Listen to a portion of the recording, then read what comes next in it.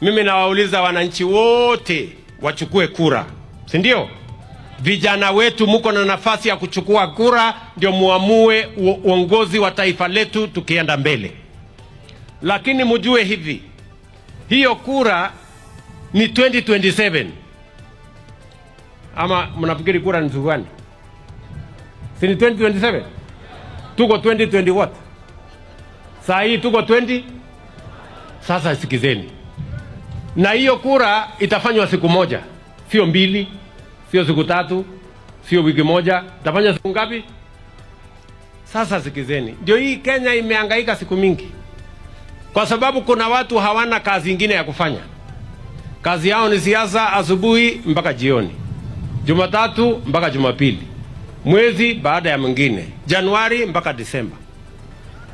Mimi nawauliza ndugu zangu wa Kenya. Kura ni 2027. Si ndio? Hapa katikati 2025, 2026 tufanyie hawa wananchi kazi jameni. Tupange mambo ya barabara, tujenge hawa watu.